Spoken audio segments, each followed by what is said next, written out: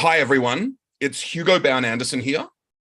I am so excited to be here today with Chris Wiggins and Matthew Jones to be talking about data science, past, present, and future, and to be discussing their recent book, How Data Happened, a history from the age of reason to the age of algorithms. We'll get started in a minute or two. In the meantime, if you're able to introduce yourself in the chat, let us know where you're calling in from, who you are, what your interest in such things are, whether you work in data science or machine learning or history or anthropology. That'd be really fun to know, and we'll get started in a minute. And apologies for the slight delay.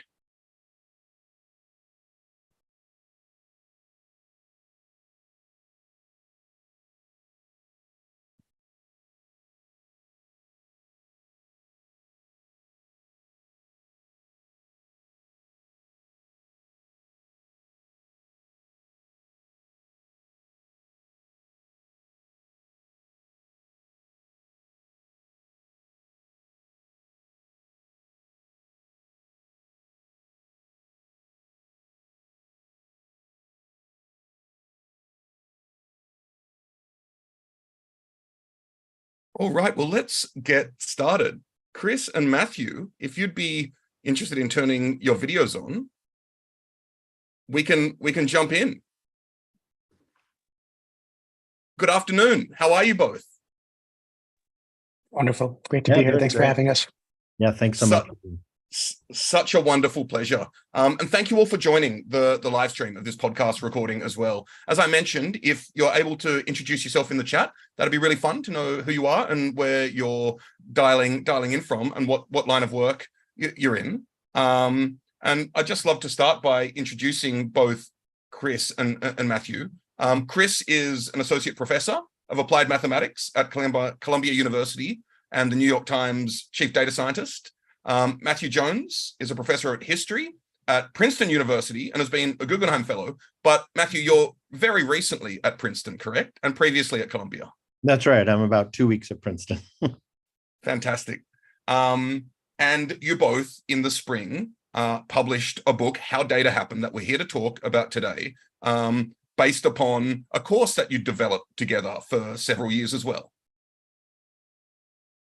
So I would love to know a bit about each of you. Perhaps Matthew, you could start with an idea to converge in this union.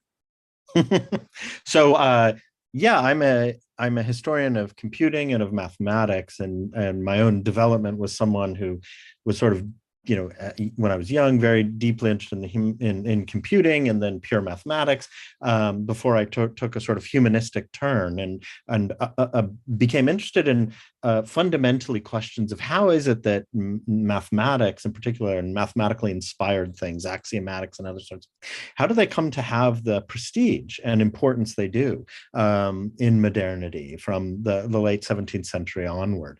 And I'd done a lot of work on an earlier period, but you know, about 10 years ago now, I became super interested in how there was this resurgence of interest in particularly data-driven knowledge about the world that took this form of mathematically inspired statistical domains claiming authority over more and more spaces of life, whether it's marketing or biology. And so my trajectory was sort of that. And then I intersected in a kind of wonderful way with Chris's interests. And it came initially in sort of an academic interest, and then it was actually in a conversation we were having with students in my living room at Columbia, and they were the ones who were saying, "Well, the two of you ought to come together with a class about this." So so that's kind of the genesis of my side of things. Amazing, Chris. So as Hugo knows, my background was actually in physics, not unlike Hugo's. So as an undergraduate, I studied physics, and I thought that was a great mindset for understanding the real world and the complexities of the real world. In graduate school, I worked on biological physics, which was another type of understanding complexity.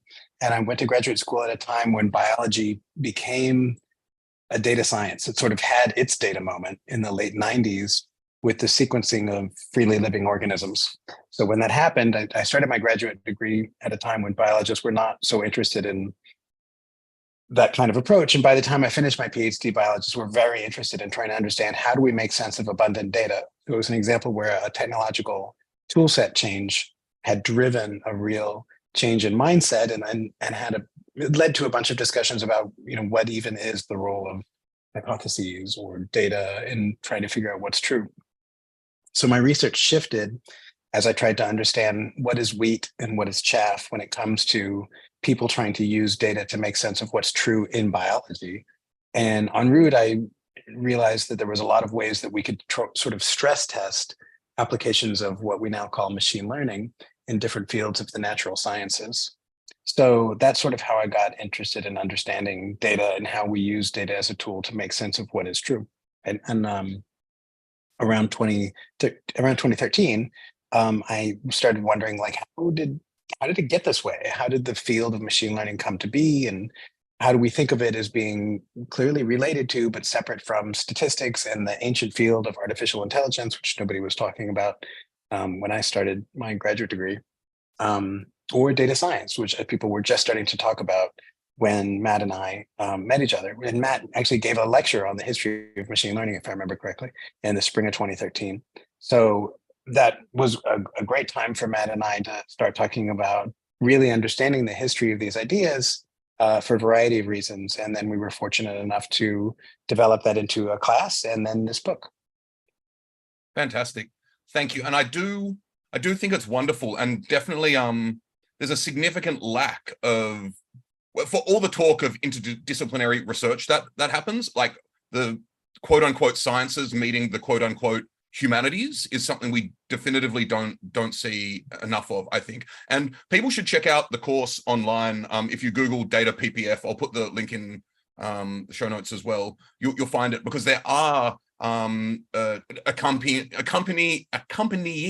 Jupyter and Colab notebooks where you can do a bunch of computation around the types of things we'll discuss today as well. The other thing that came to mind as you're both speaking is, I think and this is a through line throughout your book and throughout your work, we live in an age where we've almost blindly accepted that things are data driven, and haven't even considered that there are, counterfactuals which could have happened. And this is, I suppose, one aspect of what you'd call, and what you do call, technological determinism, the fact that this is where we've ended up, and it seems like the only place we could have ended up, but we don't necessarily talk enough about the fact that we tend to value and prescribe value to data and algorithms is a reflection of our values as a society. And that actually reminds me, another wonderful collaboration that has been somewhat zeitgeisty recently.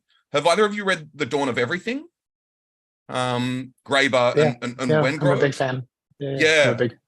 And one of my big takeaways from all of Graeber's work is to really consider the relationship between what we prescribe value to and like in terms of monetary value and what we actually value as a society. And the fact that, this is incredibly timely, right? We've got up there at Times Square, we've got the actors coming out daily, right? We've got the SAG strikes, we've got writers' strikes, we have Netflix putting job listings up for machine learning product managers for $900,000 annual salary, right?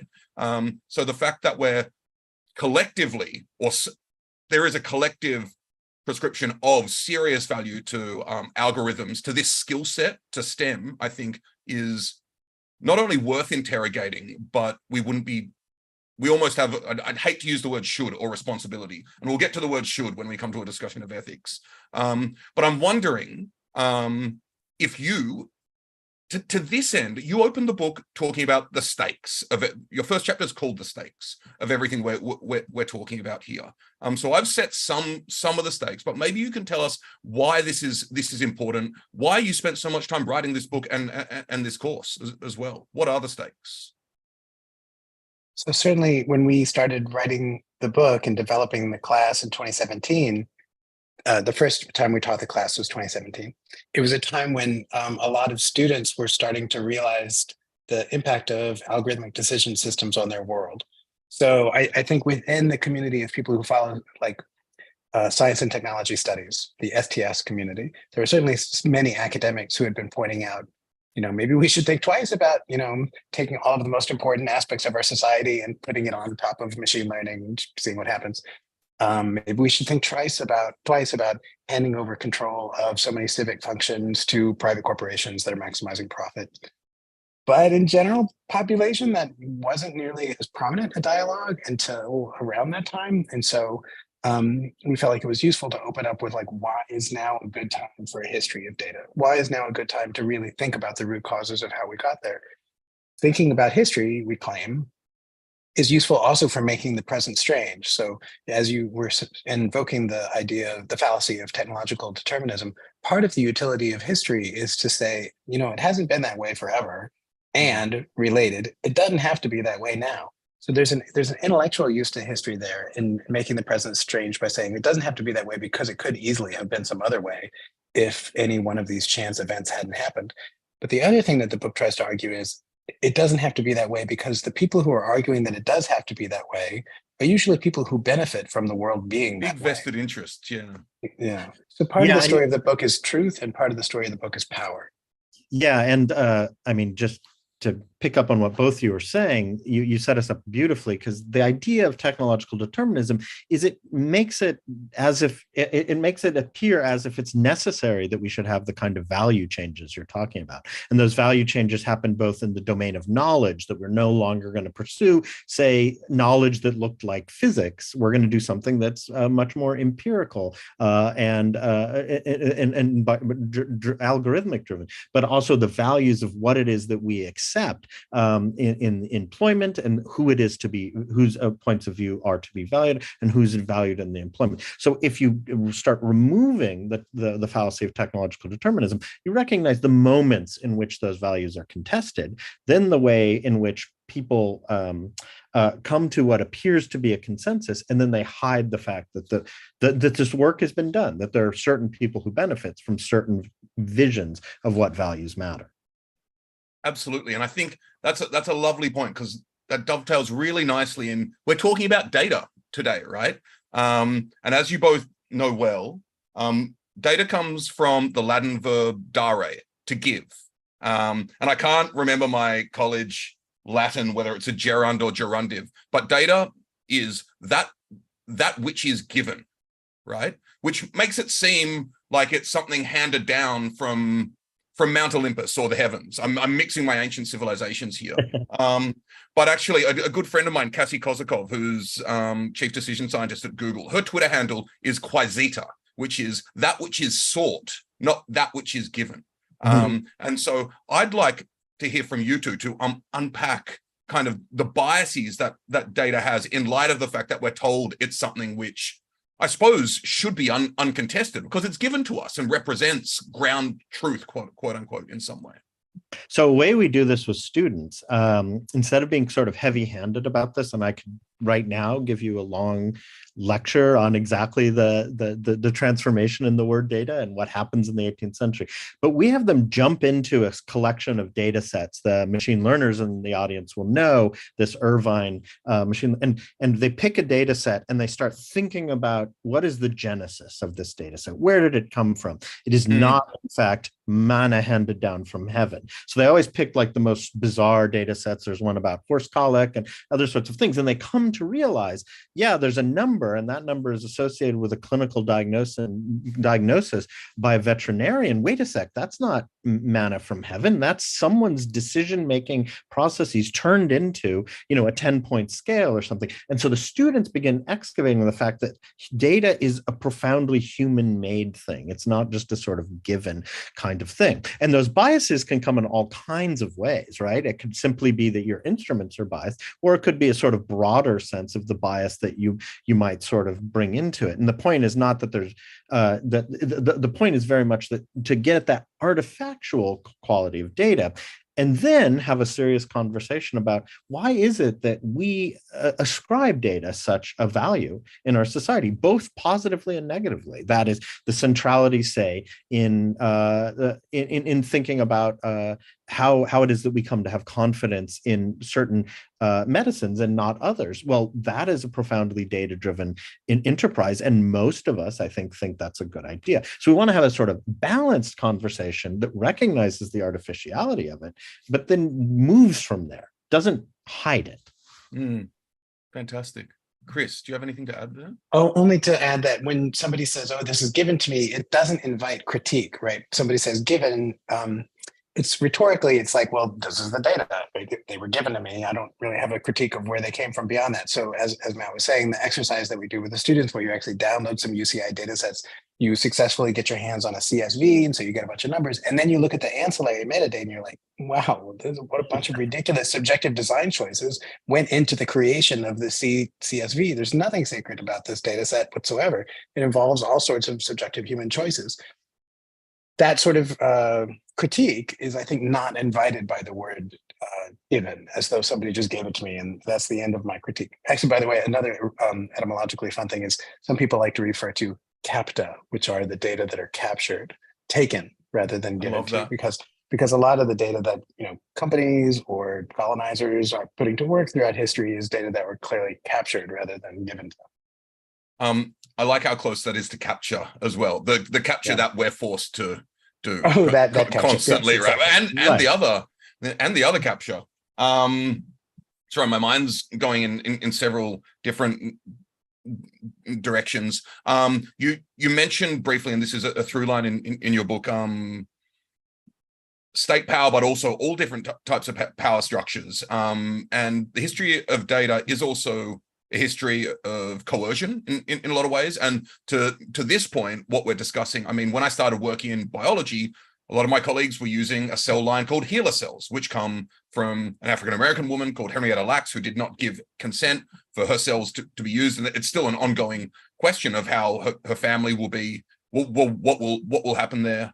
Similarly, the history of facial recognition is deeply tied into Kodak technology and the development of what are called Shirley cards, where the technology was built in order to take photos and present beautiful photos of white women. And then there were other races in there. But I think and this is a through line for your book, in your book, the history of how data is used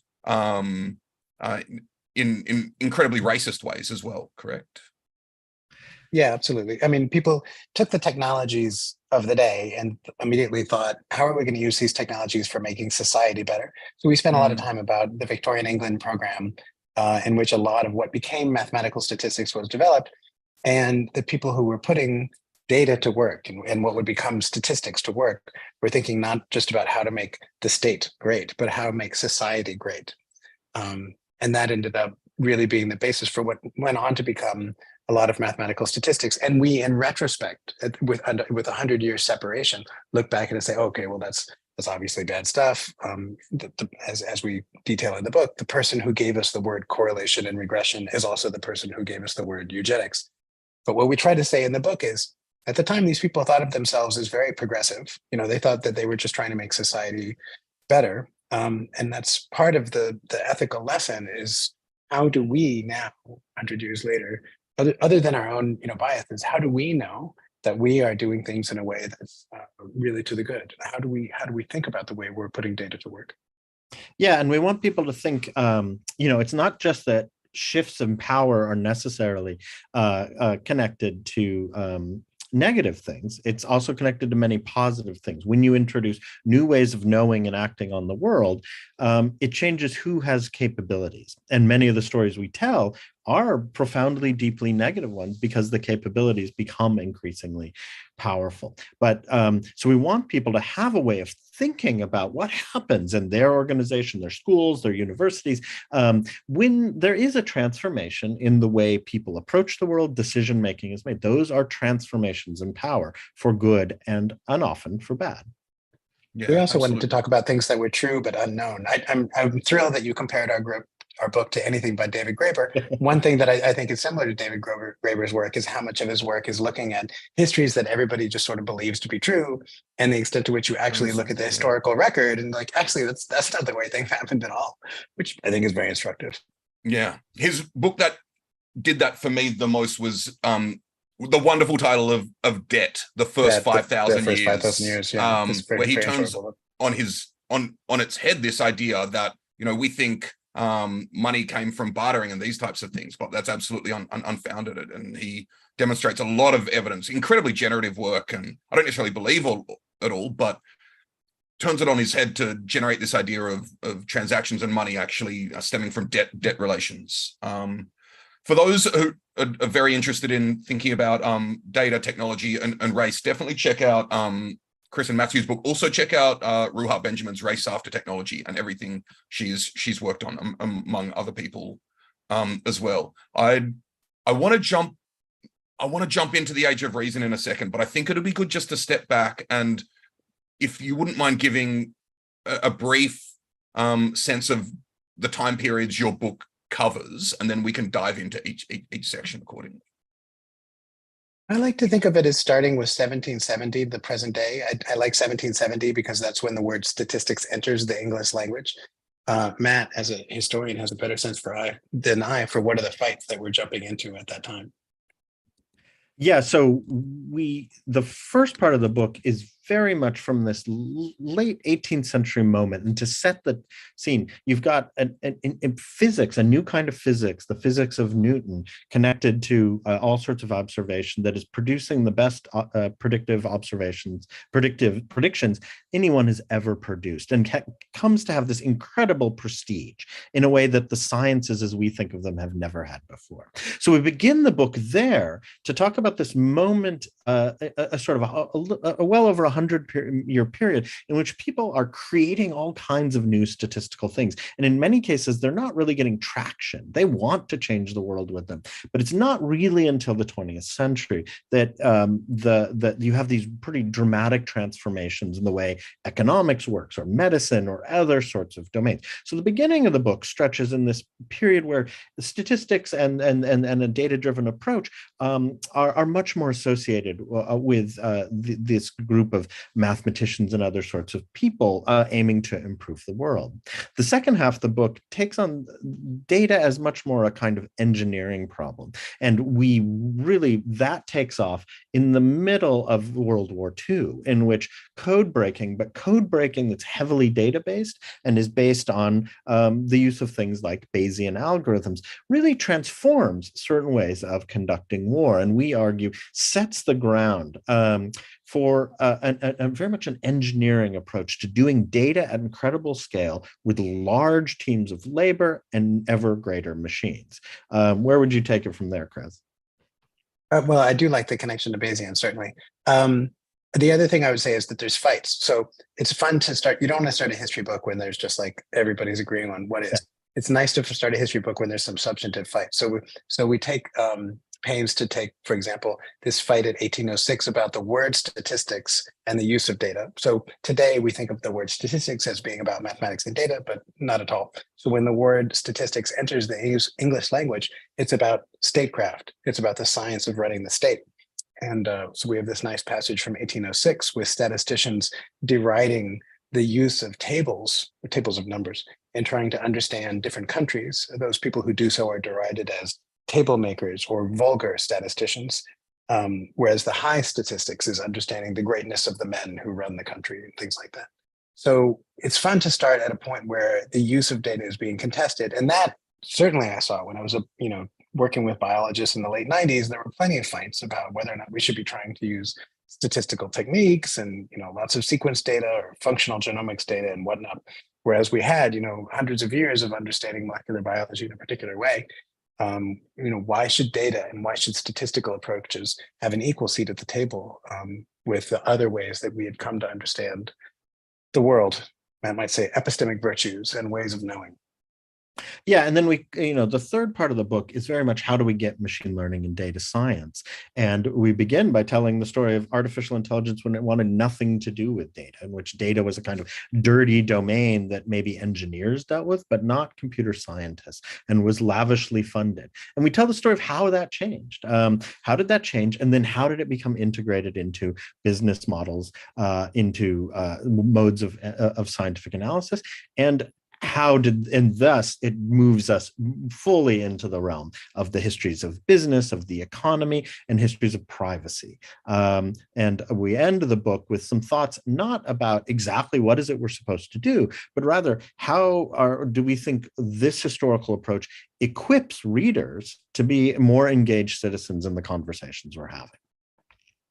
Fantastic. Well, I'm more than excited to jump into all of these and get to a point where we can, one little teaser for where I'd like to get to is today AI is synonymous with machine learning, if not deep learning, and there are far more expansive worldviews of what AI can and would be. You talk about a lot of them in your book. There's a wonderful essay by Michael I. Jordan, who I like to call the Michael Jordan of machine learning, both literally and figuratively. Right. In the inaugural edition of the Harvard Data Science Review, which I understand Chris is, or at least was, on the editorial committee of. I believe was. In which he takes expansive ideas about why aren't we building AI that can mimic, the intelligence of markets, for example. So there are lots of different visions of what AI can actually be. So this is the type of place I'd like to get. But we need to go back in time, which is something that I very much appreciate about all the work you've done together and can continue to do. And I'd like for you to tell me about something that we now lovingly refer to as social physics. Right. So part of the transition in the 19th century was not only fighting about whether or not data should have a seat at the table, but as Matt was intimating, there were all of these advances in understanding the world through observations, including Gauss and others developing minimizing sum of squared errors in order to learn what is true, like the true position of a planet, for example. So if a number of people make noisy measurements of some astronomical observation, you would expect that those observations the individual recordings are sort of noisy versions of the truth. And so the average value should tell you something true and transcendent. And every individual observation is merely a noisy version of what is the truth. And so can I stop you there? Please. Absolutely. This is an example in which it's more obvious that there is something true, right? That this thing does have a position. And this is perhaps a mental, what we can say there's three-dimensional space and something exists there. And so we are getting something that corresponds to ground truth in the physics example. That's exactly right. We believe that there is some objective thing. Yep. And one of the first examples of somebody saying, okay, well, let's take this awesome technology that works in this context and use it for some other domain that's more important is the astronomer Adolphe Quetelet, who took those techniques and said, okay, well, why don't we apply them to something really important like society? And so he said, let's take celestial mechanics, which is, a proven success and as Matt would say, very prestigious at the time. And let's take celestial mechanics and simply apply it to social mechanics, or as we usually translate it into English, social physics. So the idea there was simply to just run those two words together, social and physics, because physics was seen as the supreme way of understanding natural phenomena at the time, and do for society what we had done for celestial phenomena. Now, to be clear, there were a couple of reasons for him to see some reminiscences, including the curve itself, the distribution of errors you get, which we now think of as the normal distribution because it's pretty normal to see that distribution. Quetelet saw when he observed various phenomena about human beings, and because he saw something that was reminded him, that was reminiscent of the same curve, he said there must be something true. There must be a true average man, and that with every other man is some sort of noisy, corrupted copy of that true average man. So that attempt by Quetelet to impose the mindset of celestial mechanics and the methods and the successes of celestial mechanics onto understanding society was the field that he came to call social physics. And it had a big impact, as Matt was saying earlier, in England in particular, among Victorian thinkers, that we could use quantitative methods to improve society and to preserve the greatness of the Victorian Empire. Yeah, both to understand society as something that's distinct from mere individuals, and that phenomena like suicide or divorce or crime was something that we would characterize not as personal moral faults or something like that, but rather something that has a quantitative shape. So on the one hand, it opens the door to what we would see as a wide range of quantitative fields that have made something like society or economy thinkable. And on the other hand, it really opened the door to this was something that then could be shaped or manipulated or transformed. And that the people doing it, calling for those transformations, rather than, say, being political philosophers or biblical scholars or other sources of authority, would be instead people who are quantitatively charged. And so it's that dual heritage that's so crucial. Quetelet didn't get this in his lifetime. He wanted it, but it became a model that is incredibly important. And then the results of some version of it, of course, are central to the 20th, as indeed in our own century. Absolutely. And I mean, the age of algorithms, although we don't really call it social physics, a lot of what tech does, for example, is predicated on certain, philosophical ideas of social physics. Absolutely. Yeah, and conceptions of what it is a human is like, what is it that we value, how do we act, are all often huge tacit assumptions in all kinds of tech. Yeah, so not only is it not clear whether social physics represents ground truth, or perhaps it's clear in a lot of ways that it doesn't, but I suppose we can all agree that it's reductive, and reductive things can be good. I mean, we know, George Box said, all models are wrong, some are useful, and most of us these days add to that, many are harmful. And so these models of social physics, this reductive approach can be useful in some ways, but I mean, it's an important question, and question perhaps not explicitly in your book, but a through line once again, what is lost? And as humanists, what is lost when we reduce humans to distributions and numbers, and then have, the tech and software and architecture and devices which allow them to be quote unquote manipulated? Yeah, and I think one of the real challenges is how do you tell that in a way that's not purely nostalgic? And so when we begin the book with this debate between the old statistician, the vulgar statisticians who are using numbers, it really is a debate between people like, to know a country is to know its literature and its great men, as opposed to, say, a quantitative approach. And there's still going to be a lot of division on that kind of question, but nostalgia doesn't help us deal with that. Now, that is to say, if we're going to think about that question of what is to be lost, then how are we going to recover those modes of what it is that we care about? And you had mentioned, the writers' strike. I mean, that is a fundamental question where deep philosophical, but also fundamental economic questions about the nature of creativity are at issue. And we don't need to be nostalgic about that. We don't have to have a technological determinist narrative to be able to analyze that, I think, in sharper ways that really bring forth both the challenges of knowledge, the challenges of assumptions about the human, and the nature of the kind of society we want to live in. Yeah, absolutely. Something you mentioned earlier, Chris, which I think is one of the next steps here, is the development of a lot of statistical techniques, in particular, those developed by Francis Galton, who I think, people often introduce him as Charles Darwin's cousin. I like to refer to Charles Darwin as Francis Galton's cousin. I think Galton has had such an outsized influence on a lot of our world. He created our the terms correlation, created regression, and the term eugenics as well. So perhaps both of you can tell our audience how these three things are related, in particular with reference to Galton and his work. Yeah, so Galton, as mentioned, was a distant cousin of Charles Darwin. I think Galton's more likely to go around telling people that he's Charles Darwin's cousin than the other way around, but that's for biographers to investigate. Galton spent a lot of his early career as a gentleman scientist interested in how it came to pass that certain families were so great. So you could imagine that one of his favorite subjects was himself and his family and why they were so awesome. So he would do things like publish papers with just list of great families and their accomplishments and try to quantify what was it about this family that made them great. Like the Adams family, there were two presidents, right? So he'd go through and try to find, records from antiquity of like other families that were quite notable. Eventually, his desire to quantify everything got to thinking about, well, how do we relate the greatness of a parent to the greatness of his offspring, or their offspring for any parent?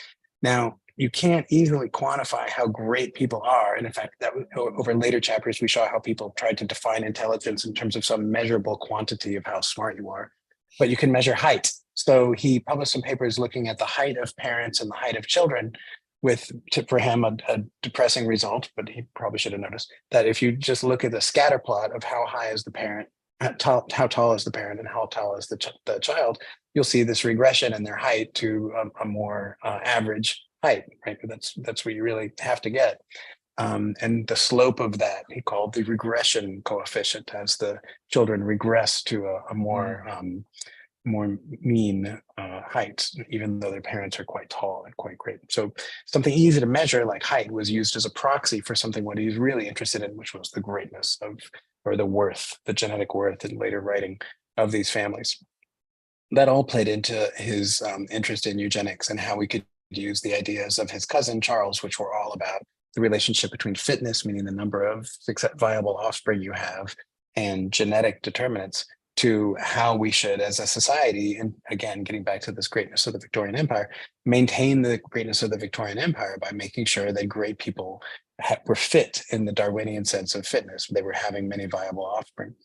That had a huge impact on thinkers of the time, and a lot of people that we look back and look at their writing, and they describe themselves as very progressive people who were trying to make society great. We're very interested in a cause and a series of scholarly meetings and journals that we now just do not talk about, right? Like nobody talks about the fact that Biometrica was, a journal about eugenics at one point.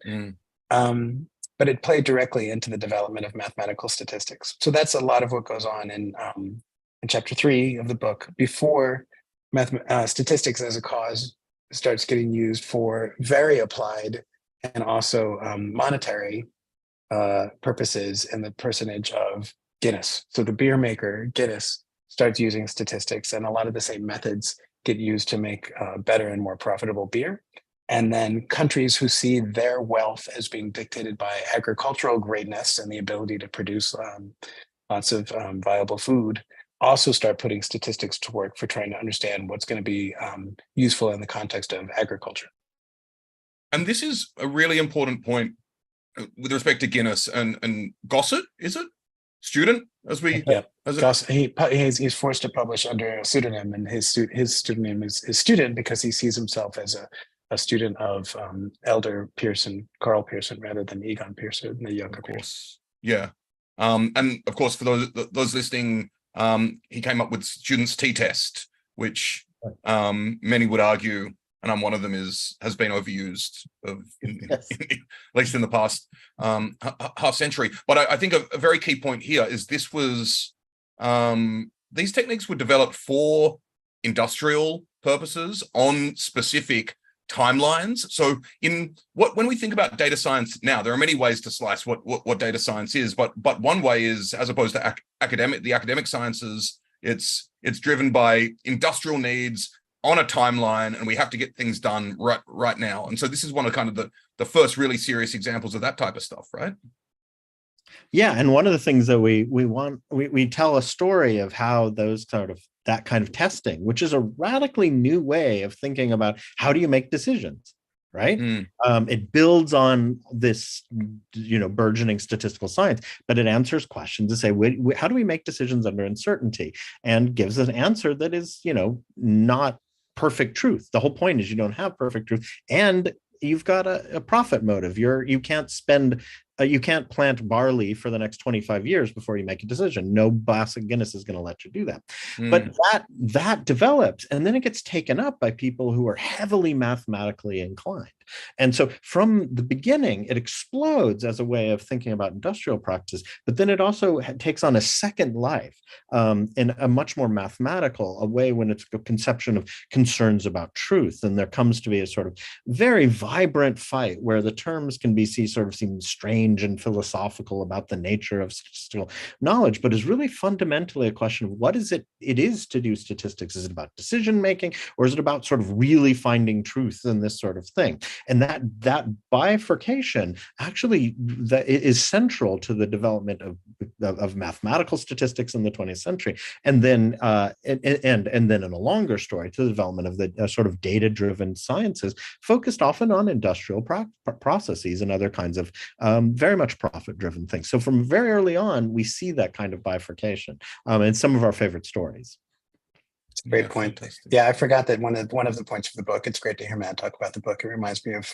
I'm excited to read the book now. I've never heard Matt talk about it. So part of the one of the three lines is the difference between what is true and what is it that we want to do. So what is true was an interest for Galton and for generally scientists that are putting to work data. But what do we do was actually a much more of interest in for decision making, and decision making was the core concern of Gossett, aka student. And so that's true for the industrial concerns, but also true for the martial, the military concerns, which show up when we talk about data at war. In chapter 6, we bring the reader to Bletchley Park and get to the idea of putting data to work for the creation of special purpose hardware, namely digital computers, for solving data problems. That was not at all trying to use data to understand what is true. It was actually a decision problem. People had decisions to make. Well, I would love to travel to wartime Bletchley Park with you both, and also with a view to discuss another bifurcation. We've been talking about frequentist techniques, and Bletchley Park used Bayesian techniques. So perhaps you could give an introduction to what was happening at Bletchley Park, and we can kind of have a conversation around those points. So Bletchley Park was the headquarters in the UK of the code breaking effort. So it was sort of a secret location in the middle of nowhere, like directly between Cambridge and Oxford, with no good train lines. So you couldn't get there from the other. But it was easy to find many academic people. But the other thing is it was not populated by mathematical statisticians. There were not that many mathematical statisticians at the time, but those who were not at Bletchley Park. So the people who were being brought to Bletchley Park were puzzle solvers and people who knew lots of languages and whatever you would call Turing, because there wasn't computer science at the time. But the mathematician and eventual computer scientist Alan Turing was one of the people who was there. The techniques that won the day there were special purpose hardware. And in fact, this is and getting back to this point about David Graeber, how there's histories that we all know, and then there's what actually happened. There's this sort of myth of Alan Turing sort of coming up with the idea that we need to create special purpose devices to simulate the German Enigma machine. Again, that itself is a story which was not known for many years until after the war. And so in retrospect, we look at it and say, okay, well, that was the birth of digital computation. But I'd like to take that back to actually Poland, because it was actually Polish mathematicians who really in the process of running away from the Nazis successfully invading Poland, met with representatives from France and the UK and explained to them how to build special purpose hardware to break the German codes. I trace a lot of data science back, if I may, through that very thin lineage, because it was a messy real world streaming data problem for which you needed to build special purpose hardware. And that, certainly sounds like a lot of modern data science problems today. Real-time streaming data, and you have to solve it using whatever method works. Yeah, and I think, again, there's a lot of popular focus on Turing, and Turing did a lot of amazing things. And one of the things, because he wasn't trained as a statistician, he wasn't caught up in certain mathematical niceties. But the flip side of that is that this was truly an industrial sort of process. And that's crucial. And it involved tons of dirty machines that barely work, and teams of largely women who made them work in conjunction with this pretty amazing array of people who then would seed all kinds of wonderful things in British academic and other things subsequent to the war. But it's one of the reasons I think the story is important is you have that combination of transformations in algorithmic approach, production of large amounts of data, and industrial scope that requires lots of labor. That rhymes a lot with the concerns we have today. So when we talk about a large language model, we ought to be talking, as a bunch of people have been recently, about, who are the people, say, in Kenya that are doing a lot of the labor that makes the reinforcement learning or something going on. So it's both an important bit of the genesis of the data sciences, but it also helps us analytically think through our own moment. Absolutely. And I don't think they do it anymore, but when speaking of how, big tech, quote unquote, does their best to obfuscate the human labor behind a lot of the work that's done, they don't do it anymore, but Mechanical Turk used to market themselves as artificial intelligence, which Yes. I think is deeply cynical in a number of ways. Yes, and now that those Mechanical Turk challenges are being solved by large language models, we have artificial intelligence. This is, where, the maze has no center. That's right. You mentioned the gendered nature of the labor at Bletchley Park. Tell me a bit about how that has actually propagated from then until now. That hasn't necessarily changed, right? Correct. So it's a good story, and I think, like many things, it's a story not to say, oh man, how bad things were there, but to say, like, wow, it is amazing how hardwired it is in people that as soon as you have labor, that labor gets gendered. So in this case, there was work to be done, right? So as soon as it was realized that the way we were going to break the way they were going to break was a bunch of German codes, was to build special purpose hardware that was effectively going to do a very fast heuristic search through all the possible settings of the German rotors on their encoding machines. It was realized it was a very labor intensive process. And so immediately it was decided by the people in charge, read men, which parts of that task were going to be for the men and which parts were going to be the women. This is a story well told, and a couple of great books if you want to read. Mar Hicks has a great book about the development of computer science, mostly in the UK. Janet Ebbett has a great book about, on both sides of the Atlantic, the way that computation was immediately associated with labor, and that labor was immediately gendered. So basically, women were running all of the machines. Men were expected to do calculations. Because they were expected to do differently, they were assigned different physical conditions and physical expectations, like running drills around Bletchley Park was reserved for the women, who then, were fatigued and not able to do the work. They were given different job titles with different promotion career ladders. So it was like immediately gendered in a way that we look at and say, how did they, it didn't take, very many weeks for them to go from understanding they needed to do labor to deciding which was going to be women's work and which was not. And you certainly see it today in the gendering of computer science. You can look at the charts of the number of percentage of computer scientists of different genders and see that it moves quite a bit over time with no, logic in terms of the ideas being generated. Right. Matthew, is there anything you'd like to add there? Yeah, so as Chris said, this is a story that a lot of people have worked on, really wonderful historians of computing, and it's very much salient to the moment today. And it's often a confusing situation that we don't deal with this too much in the book, but there's actually a greater amount of women involved in computing in the United States, well into the 70s, but in the beginning of the explosion of PCs and other things, it coincides with a sort of massive decline. Things look very different in other parts of the world where you have a much different sort of gender story, particularly in IT in India. So, but again, one of the striking things about Bletchley Park is how quickly that labor gets forgotten when you have sort of really successful products that they either, in the case of Bletchley Park, of course, it was obfuscated entirely by secrecy, but many of the men that we were talking about went and had careers in the sort of open world and became extremely well known. And the women actually stayed mum until, in many cases, at the very end of their life. A few historians were able to do interviews and things like that. That process repeats itself often, in which labor typically becomes apparent when there's a problem, and often not apparent when there is no sorts of problem. So again, it's something we advance in part because it enables you to look around and look for labor in the processes that enable the things we really love and things that really are disturbing in equal measure.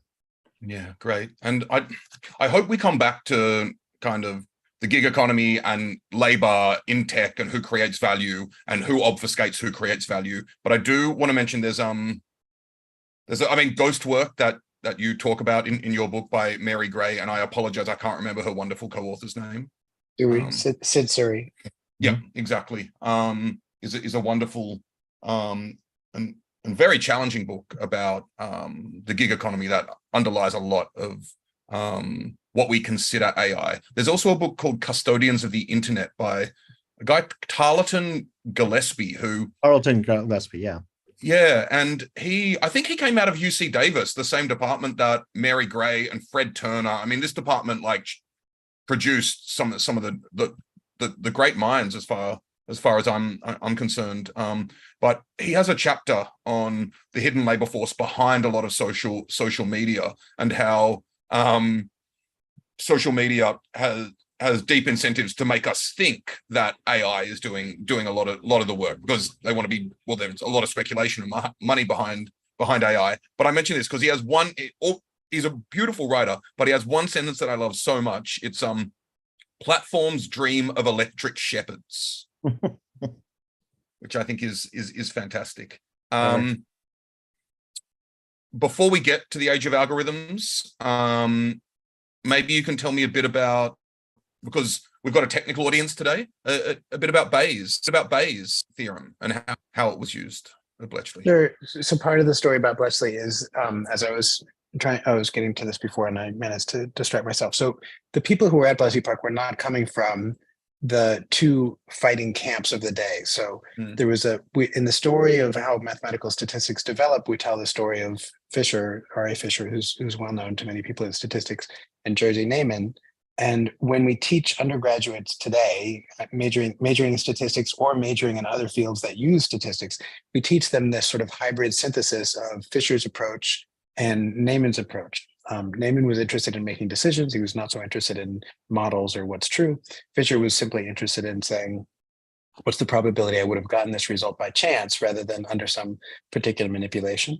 And the probability of getting this result, given that there was actually nothing happening, is Fisher's type of error. And as opposed to the probability of getting this result under a model that I hypothesized, which was the type of error that Neyman was investigating and wanted to combine those two, Fisher would have found that anathema. So we spend some time in the book talking about how the two of them just fight with each other for like 50 years. They actually published papers, a 50-year retrospective of us fighting with each other. They hated each other, but the only thing they hated more than each other was Bayesianism. So the idea of Bayesianism is that what a rude word. Yeah. So the idea of Bayesianism is that it's easy in most statistical models to write down what is the probability of the data conditioned on some model of the world. For example, the data are generated by flipping a coin or something like that. But what you really want is you want to know what's the probability that the data, that this is true, that the world actually was represented by flipping a coin. That is, you have the probability of the data given the model. That's a function called the likelihood. It's easy to write down for most models. But what you really want to know is what's the probability that that model is the truth? And in order to flip that conditional, you can just follow the algebra from the definition of conditional distribution. You need to have the probability that the model is true, which is called the prior. And that is a thing that you do not have access to a priori, right? So unless you have some prior belief about whether, let's say, pig manure or cow manure, which was the concern of R.A. Fisher when he was looking at agriculture, is the better of the two ways of treating a field, you have no way of saying what's the probability that cow manure is the better, right? You only have the probability of the data you observe, given that cow manure is the better of the two possible approaches. So to invert that, you need to be able to quantify your prior belief that something is true. And we spent a little bit of the time in the book talking about how this is related to God. So Bayes was a reverend, and so Bayes was interested in this debate that was happening about the probability of Christ's resurrection, given that we have all of these reported miracles. It was debated by Hume, and it was one of the things that Bayes was interested in, but he never published his essay. So he writes this essay, and he writes it in a very dry way. He doesn't spend a lot of time talking about theological matters. Then he dies. His friend Price finds the essay and publishes it after his death. And that is why we think of as the equation that allows us to talk about the probability that the model is true given the data as Bayes' theorem, and all things related to that as Bayesian. So anyways, at Bletchley Park, they didn't know about the fight. They were doing whatever it was going to take to get the job done. There's a moment when I.J. Good is talking to Alan Turing and says, "Are you using Bayes' theorem?" And Turing allegedly says, "I suppose so," sort of a very non-committal answer. Yeah. When they weren't steeped in this big fight between Neyman and Fisher, they were doing whatever technique works. Well, I would bring that back to Matthew's point, and I'm projecting all types of my internal biases here. As I joked earlier, I'm probably a Bayesian, and what I mean by I'm probably a rabid Bayesian, to be honest. But if you build things up from first principles, which Turing did a lot of the time, often you arrive at Bayesian techniques. And I just side note, like, people know a lot of different impacts Turing had on a variety of fields, but Chris, of course, still works in biology. Is that correct? You're still active? Yeah. Sure. And absolutely. And so when I was young, I learned about Turing via Turing instability and Turing patterns. Exactly. His paper on morphogenesis is beautiful. That's exactly right. Yeah. And it was only later that I found out that was one of his like Sunset Salvo papers, and he actually did like all of these other very important things that most other people know Turing. Yeah. Right. And I was trained as a mathematician, so I learned a very different Turing. The Turing tape? The Turing tape, yeah, because because I was doing mathematical logic. And I think one of, Bayes was this terrible bad word. It wasn't just that Fisher and Neyman hated it. It was the thing to hate for most of academic statistics through the 20th century. And there were various people who talked about it. So one of the things that we discovered is people knew that Turing had become was Bayesian friendly, even if he didn't know what it was by name.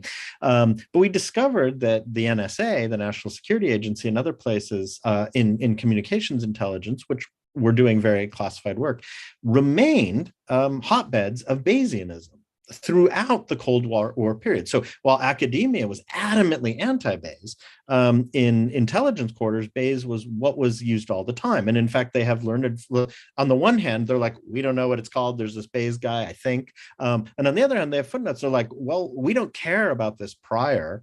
This doesn't worry us. It worries some statisticians. It, for our work, does not matter. And we're just going to move on.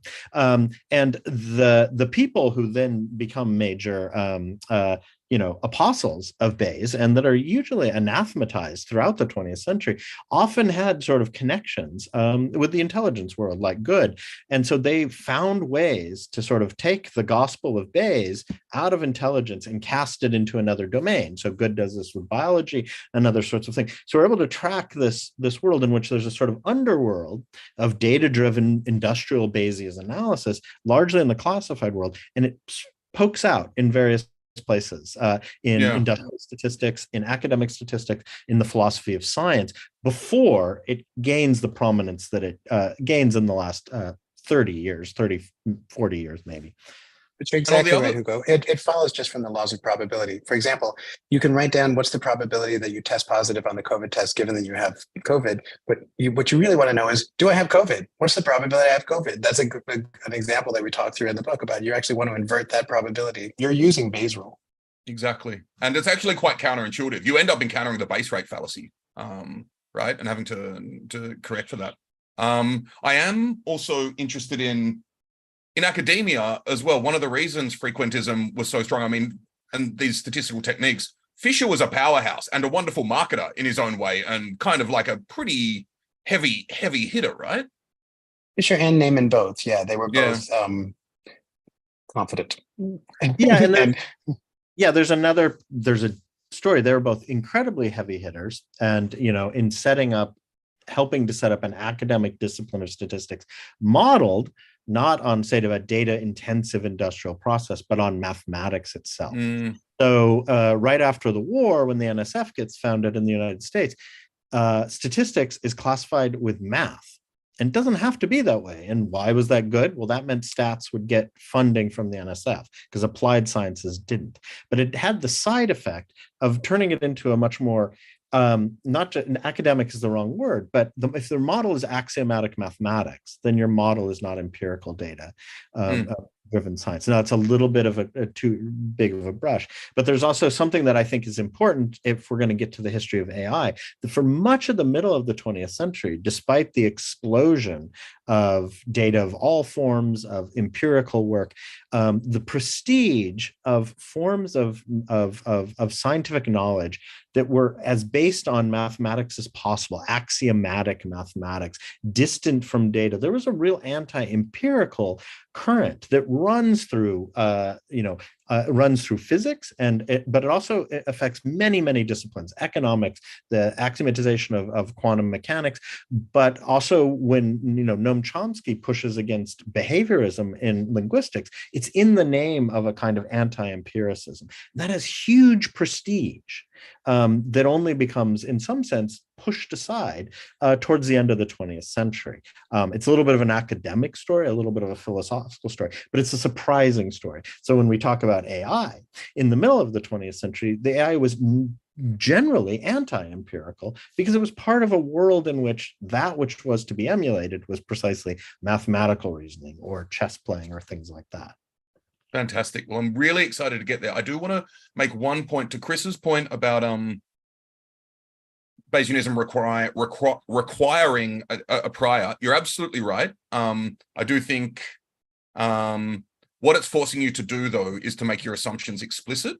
And in frequentism, there are a lot of assumptions which are actually implicit in the test that you're using. Frequentism done right is wonderful and wonderfully successful, but a lot of the time, when n is equal to 3 or 6 in biology, it can actually be very challenging. I think. Another note,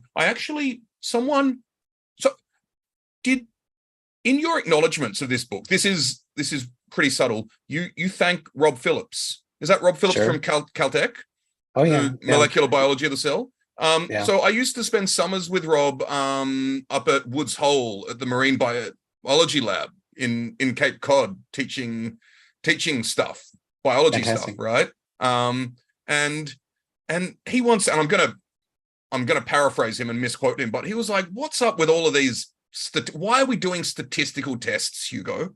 And I said, "What do you mean?" He's like, "Did Newton ever do a statistical test? Did Kepler ever do a statistical test?" And that is very on brand, because you probably know the two most famous quotes that Ernst Rutherford says about science, right? So one of them is, "In science, there's only physics and the rest is stamp collecting." And the other is, "If your experiment needs a statistician, you ought to have done a better experiment." So I, as a well-trained theoretical physicist, I was like, I know statistics because I know statistical mechanics. But once I started actually looking at data, I realized it's not really clear that I know statistics, even though I know what statistical mechanics is. So yeah, Rob and I talk a lot. I talked to him yesterday. But yes, that's very on brand for a physicist to say, why do we need statistical tests? You just ought to do a better experiment. But is there some truth to that? Why do we need to do all of these statistical tests, like when Newton didn't? So one of the lessons that I'd love to hear Matt's take on that, since because he's thought much more than I about the different sciences and how different sciences decide what's true. My sense from hanging out with a lot of physicists working on biology is physics has done very well, and this is another lesson I learned from working with Ray Goldstein on my PhD. Physics has really done really well over the years at declaring things not physics when they become complex. So you make the system very simple and it's physics. When you get to 2 atoms interacting with each other, or an atom that has 2 electrons, that's chemistry. An atom that only has 1 electron, that's physics. We'll study the bejesus out of the hydrogen. As soon as it has 2 electrons, that's chemistry. Too complex, it doesn't become physics anymore. Then when you start looking at really complex phenomena, like whole economies in the real or whole biological systems, you have to decide, how am I going to make sense of this thing? Maybe if you take a single molecule at a time, then you could do it really using the understanding of physics. And single molecule biophysics has done that quite a bit. But when you have not just one strand of DNA, but multiple transcription factors, binding on multiple binding sites, which is the kind of thing Rob is trying to understand these days, then you have a mess. And you really have to start thinking about, how are you going to understand this noisy system using the appropriate mathematics for noise, which is one way of thinking about what statistics is. So Rob's work involves plenty of statistical modeling, because he's looking at very complex situations where you're looking at a stochastic readout of mRNA coming out of a gene with like a promoter that has different transcription factor binding sites, different transcription factors competing with each other. That has to be looked at statistically, even though for every individual interaction, you have a very mechanistic understanding. Yeah, I mean, I could say a lot about Newton and Kepler.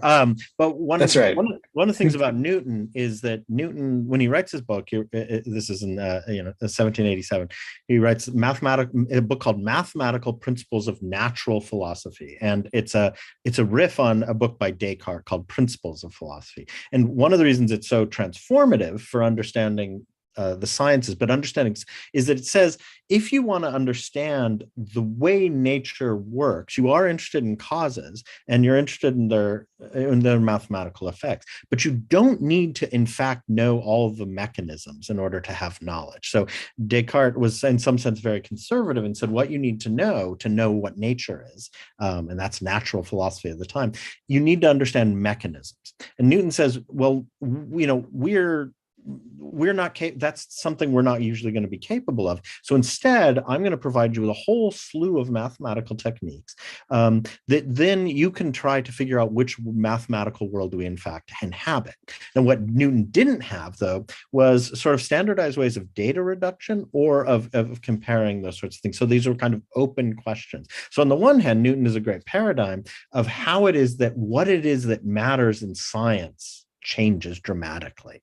And we see this a lot with tussles between, say, chemists who are using a lot of machine learning and more traditionally trained about the salience of mechanisms. We're at another moment where that's happening again and again. But when Newton, his book was enormously foundational, but it isn't accidental that people like Laplace and Gauss many years later are providing more standardized ways of thinking through data, but they don't have the idea of the test, the significance test really, is an answer to unresolved questions in physics, but it's not the only answer. And I think that comes back to your question. How is it that these things come to be seen as the answers to knowledge? And when they do, what is it you lose? I really appreciate both those nuanced answers and both your expertise. Let's move to the age of algorithms, where we are now. So we've won World War II. What happens then, and how did we get where we are? What's the story? Part of the story, I think Matt intimated earlier, which is the unknown story of the role of the intelligence community in the way we make sense of data. So Matt mentioned the role of the intelligence community in preserving Bayesian analysis, but there's also the role of the intelligence community in building hardware. So a lot of the story of the creation and marketing of what we now think of as computers, special purpose digital hardware, programmable digital computers, was funded by the intelligence community, and they would fund the creation of these companies, or they would fund the individual machines. And then when they would move on to the next variant of the machines, the company that built it would have to come up with some sort of way of finding new customers. And so those companies had to create a market for other companies to buy these machines. So, when the IBM is done with the 701 and it's now moved on to the 704, it has to do some like press generating event to convince individual companies that they should have an IBM 701. Now the NSA has moved on to 704. And so they might do something like have a big demonstration of machine learning, right? So these things tie intimately to the creation of computation. So we talk a lot about the story of artificial intelligence, which was one of the products of Bletchley Park, was the creation of the field of AI, and how almost immediately the field is shaped as one about mathematics and logic and schema and programming things, and not about data. And to be fair, right, it was very difficult. Starting at the Dartmouth workshop. Exactly. So the phrase itself, artificial intelligence, comes from a grant proposal by the young mathematician John McCarthy to try to get money from the Rockefeller Foundation to fund a workshop in Dartmouth in 1956. So he creates the phrase there and defines it in such a way that gives an intimation that in his mind, artificial intelligence is going to be about just programming it. He's going to understand human intelligence with such precision that it can be programmed on a computer. So it sort of tilts the stage against the data-driven approach and in favor of the logical approach or the schema approach. The next story that we have to tell then is, how did it come to pass that anybody had enough data that they could even think about a statistical approach? So we spend one chapter about how did it come to pass that people realized that there was value in storing lots and lots of data? And then how did somebody fund that? How did somebody create the technology and the corporations that would be about storing abundant data? That leads us into the rebirth of artificial intelligence with data under the name of machine learning. Matt, have I captured part 2 of the book a bit? Yeah, and so one thing I would add is so you have hardware, you have the development of that hardware that allows for mass storage. And so the physicists needed lots of computation, like calculations, but the NSA needed lots of storage. And I was just looking, I got a CD-ROM from NSA just the other day of some of their early proceedings that they've decided to declassify. So you have a hardware sort of layer, and therefore you have the ability to start recording lots of things in the intelligence world and the business world, as Chris was intimating, about everyday transactions. Like, this might be useful. We're going to start building, reservation systems, but we're also just going to be tracking customers. Governments are doing this in all sorts of other ways. And there comes to be then in the late 60s, a moment where people become very worried about Big Brother and privacy.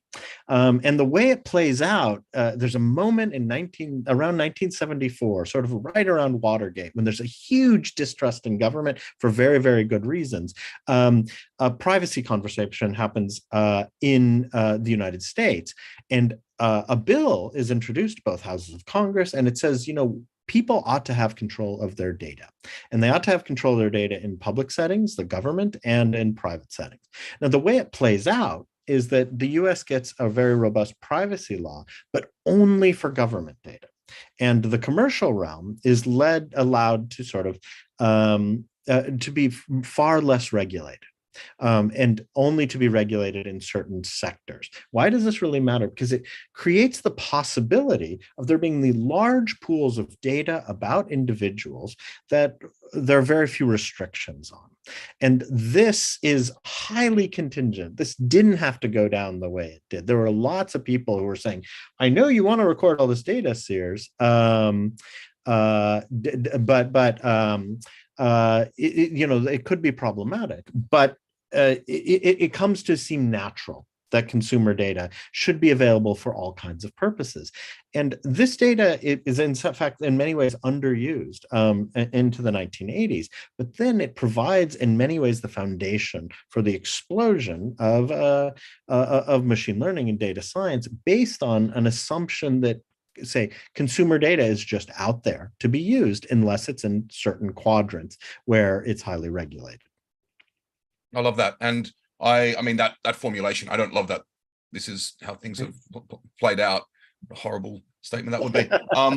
But we have identified, I mean, the rise of massive amounts of data, the rise of compute, the rise of highly sophisticated algorithms. The other thing you point out that not enough people talk about is the rise of what I think David Donahoe has called the common task framework. Common task framework, yeah. Maybe you can say a bit about that, because this is once again one of those reductive processes where we're suddenly optimizing, and it makes sense, but this is, optimizing for one particular metric. As we know, when YouTube was optimizing, we can link to Guillaume Chaslot's work, right? Like, yeah, exactly. And this comes back to 2016 and probably why a lot of your students in 2017 were interested in these types of things. So what happens? What is the common task framework, and what impact does that then have on the way products are developed, and then the impact it has on us as a society? So the idea of the common task framework is to take some problem you're interested in and reduce it to optimizing one number. So common task framework, it really talks about often scientific competitions where we're interested in trying to figure out what is the right approach. The way we do that is to find one number, and then we'll allow different approaches to attempt to maximize that one number. And the one that does the best job wins. It is the best way of solving the problem. So I first encountered it in biophysics under the protein prediction problem. So there's a competition called CAS, Critical Assessment of Structure Prediction. And every year, different computational approaches would try to predict the fold of some unknown protein. So that's how I first encountered it. But it's more general than that. For example, the Netflix prize, which we spend some time in the book about, is an example from 2006, is an example where a private company put out a data set and said, we're going to just allow anybody to try to make a better algorithm that will predict what ranking people will give, how many stars people will give different movies. And the sharing of a data set and the creation of a high visibility prize really grabbed the attention of a lot of computational scientists to work on that one problem. It's also been useful in computer vision. In many ways, what has made deep learning win in the way that it has won in the last decade was a computer vision competition to label images and the creation of a labeled data set that people could test different algorithms on. And at some point, deep learning algorithms started handily beating every other method, and it took everyone by surprise because many people in the machine learning community had discounted the potential successes of large neural networks and or neural networks in general. And when extremely large, many-layer neural networks started winning, it really grabbed a lot of people's attention, particularly people who were not interested in understanding what is true, but understanding what is to be done. And again, that gets back to our earlier point about industry that has a job to be done, not a particular interested in modeling the way truth is. Also, industry was able to afford big compute and big data sets and had access to huge data sets about the way people interacted. So common task framework in general is this idea that for a complex problem, if you can phrase doing well in terms of some computationally evaluated number, a success measure, then it really organizes a whole community around a critical assessment of different methods. Yeah, and I just underscore a couple things that Chris said and connect it to the earlier parts of our conversation. We've been talking a lot about sort of different models of what it is to know. Well, a common task framework, has this kind of, it could seem outrageous, but it says, well, if you focus all of your energy on optimizing a particular metric, then you collectively as a community have something to work towards. And that's a different valuation of what it is to be science, right? And in many cases, isn't science. On the other hand, it's eminently social. That is, it is a collective vision of knowledge making rather than this genius or that genius. It's really something in which competition over time is supposed to produce something. And Donahoe writes about this, but it's worth thinking about how radically different a model that is of scientific inquiry than we'd have if it's a story about von Neumann and Fisher and Turing and this kind of thing. And so I think it's both extraordinary in how important it's been in the way that science has been organized, the way business is being organized, but it also is just interesting to think about how it casts into relief other answers to what it is that knowledge is. And Hugo, I think you do a good job tying that somewhat academic notion of a common task framework with the common practice in industry of trying to find some key performance indicator and making that key performance indicator go up. So in the case of Guillaume Chaslot, he's writing about YouTube and the idea that we just wanted people to watch more video. And so any algorithm would be the better algorithm if the users who were exposed to that algorithm spent more minutes on average watching video. So that's an example where somebody takes success, turns it into a key performance indicator, a number, and then that community, in this case, the internal community of YouTube machine learning engineers, could test out different algorithms, and the one that drove the human behavior to its largest value would be the winning algorithm. Absolutely, and we're also, it's important to point out when we're optimizing for certain things, we're always optimizing almost, no, I'd say, well, let me say almost always, it's probably always optimizing for proxies of what we really want, right? I think that's incredibly important to recognize as well. Proxies, and to come back to the earliest part of your conversation about value, right? It also may be that we don't know what we want, or that different people want different things. Like it may be that parents want a different algorithm than, say, advertisers, or the ad sales team in YouTube may want a different thing than, I don't know, the user experience section of YouTube. And those people may want different things than the FTC wants, or, concerned parents. They may actually all want different things. They may have a different opinion about what KPI we should be optimizing. Yeah. As you know, Chris, I've worked in EdTech for some time, educational technology. And we always had questions around, is time on the platform what we should be optimizing for? Because it's not obvious to me that it is. Similarly, Slack, their motto at least used to be where work happens, right? And that's genius, but it's clearly totally untrue. And if Slack internally is optimizing for time spent on Slack, you're done, right? So we need to be, there's actually, Rachel Thomas has a wonderful post. I mean, there's a lot of work on this, but she has a wonderful post that I'll share in the show notes about proxies and the harm that proxies can do when we solely look at them. We've got 7 or so minutes left. So let's talk about the future of our civilization. Now, I'm interested. I like that you don't talk about the future in terms of necessarily making strong predictions, but you take a far more interesting and nuanced approach by talking about how present contests are playing out between certain powers. So I thought maybe you could speak a bit to that and why you took that approach. Well, we wanted our students to end the semester with hope.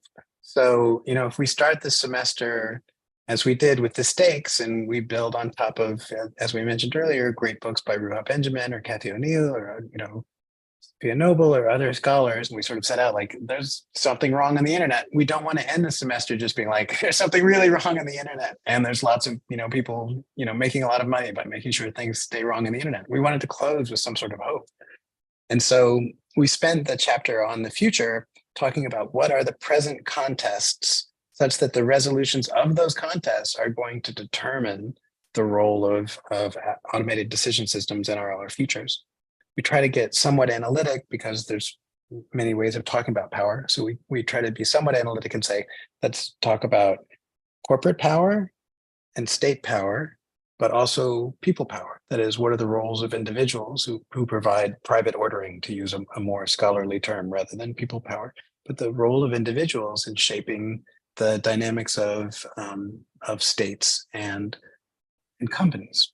So states are important because frequently when you say to somebody, oh, well, this company did something that's an overreach or that violates our societal norms or our conceptions of consumer protections, somebody will say, okay, well, the state should go in and fix it. But we wanted to say, well, this, the state is just one locus of power, and there's actually many dynamic games there that are constantly playing out. Yeah, and that many of them, there's a kind of lack of purity in our analysis. There isn't like one political organization. The EU is not going to save us all, or the FTC is doing amazing work under the current administration from the perspective of the book, but is not the panacea. So we wanted to provide an account that analytically would help think about, occasionally we're going to have to make what might be temporary and cynical alliances between people who do have overlapping sets of concerns. Whether it's the way different parts in the United States, the left and the right, have deep concerns about civil libertarian issues, or the way in which, earlier versions of terrible internet law were fought equally by, copyright owners and certain kinds of platforms that usually do not see eye to eye. To think that kind of work is going to be necessary in order to achieve the kinds of societies that we might have, and to recognize that the levers are going to happen at all levels of government, but also going to involve dealing with not just corporations understood as sort of, entities with unified interest, but as entities that are often are fighting among themselves and are fighting within themselves, and that is all to be taken into account in building a future we want, and avoiding the kind of futures that have been foretold and that we're often told are pre-given, and that are necessarily going to happen. And of course, one of the big aspects of people power that you talk about is labor force within organizations, right? Which is sometimes effective, often not. But an organization, corporate power, is made up of people who contribute their time and labor, right? Correctly, and who sometimes become whistleblowers or leaks for journalism or make decisions, or people who walk out or organize other actions, large or small. So there's all sorts of ways that people these corporations are made of people. Like there's all sorts of ways that those individuals create private ordering within a company. Yeah, and you also make clear that there's a common misconception that, once again, this is due to vested interests of those who kind of have a lot of power in the information landscape, that state power is often, or a lot of the time, against corporate power, like limiting corporations, as opposed to, of course, that they set up the infrastructure which allows corporations to flourish a lot of the time. And all we have to do is look at the birth of the internet and a lot of the technologies we've discussed already, and the amount of government funding that went into them. Yeah, that's true. It's true. Whether it's tax law, it's what allows you to form different kinds of corporations, and what digital infrastructures are allowed to. So government has to be seen not as purely a negative check on power, but the very conditions under which different kinds of people power and corporate power come to be. And the more you recognize that, the further you get away from a kind of facile narrative where the government is always a deterrent or stops innovation or these kinds of things, which is just not, is simply, it's not historically true. But more than that, it stops us from thinking carefully. Absolutely. And once again, this does bring us back to a wonderful point by David Graeber in The Utopia of Rules, where he has, I think, what he calls the iron law of bureaucratization, where he states that any attempt to create a free market actually involves creating more bureaucracy to support the free market. So ideas of free markets are actually supported by huge amounts of government intervention. Yeah. Yeah, and that would be a fascinating thing to pursue, because you could pursue it both in the markets around data and analytics. But if you go deep into the history of machine learning, there are profound free market assumptions about the way that entities work that are built into sort of social algorithms. Depend on. So there's a way you can go very deep and crunchy and technical, and really macro and economic. And I think both of those are really important to the stories we're interested in telling. Absolutely. So we wanted to end the book with some sort of hope. And also, as you're getting at with the individuals, for technologist students, we wanted them to see that they had, ability to impact the future that was not just based on their technical abilities, or, for anyone who's an employee at these companies, which is why we also included a section on ethics and trying to understand what we talk about when we talk about ethics.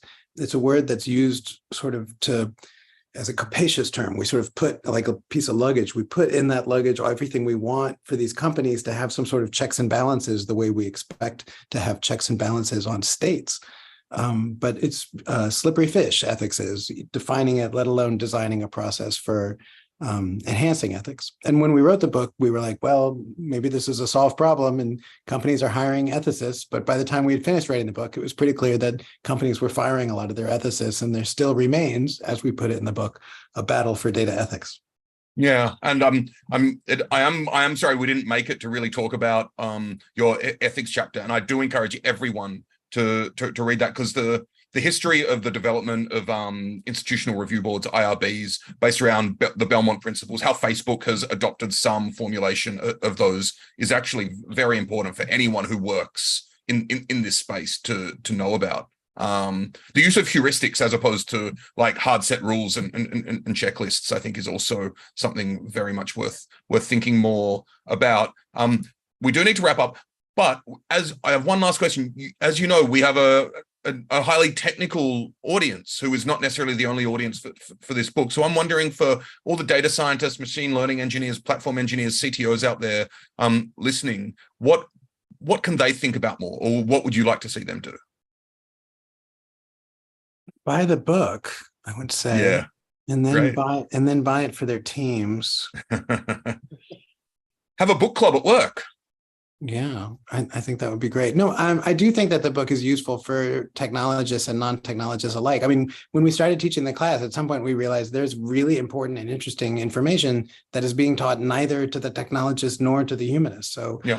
It wasn't a matter of like teaching like physics for poets or something. It was really like, there's stuff that's really everyone should know, and neither sets of communities of students are learning. So I really do believe that even that, whether it's for technologists or for humanists, whether you're thinking about this as something that's going to enhance your functional engagement with data or your critical and rhetorical engagement with data, I really think that there's material here that's going to be useful, and hopefully we hope will remain useful for decades to come.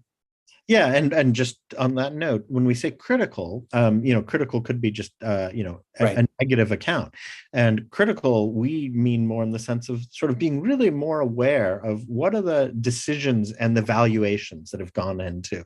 If you're doing data science today, it's a powerful, unbelievably powerful tool, the likes of which we've never seen before in many ways. But when we look at it, we can see its image of earlier moments where people introduce something, and what we want people to do is not necessarily to abandon their practice whatsoever, but to reflect upon what are the decisions that make it successful. Why is the common task framework work for them? And what is being lost along the way? And then to conjoin that with how is that going to be reflected in the kinds of institutions that people work on, so that it's critical in the sense of gaining greater distance in order to achieve the kinds of things that collectively you want in an organization or more broadly in a polity. Well, thank you so much. And I really appreciate the optimism you bring to the end of the story as well, because, it is easy to fall into an episode of Black Mirror sometimes when talking about these types of things. And we need to hope. To build. Yeah, we need hope. Exactly. I couldn't have said it better myself. I'd like to thank everyone who joined in the chat and all for all the lovely comments as well. We have several people who said they didn't know about the book. Thank you so much for the amazing conversation. They've learned so much, and we picking up the book. So that's really cool. Thank you all for joining. And also Chris and Matt, thank you so much for your time and expertise as well. Thank you for hosting us, Hugo. Yeah, thank you. This was great. It was really enjoyable. And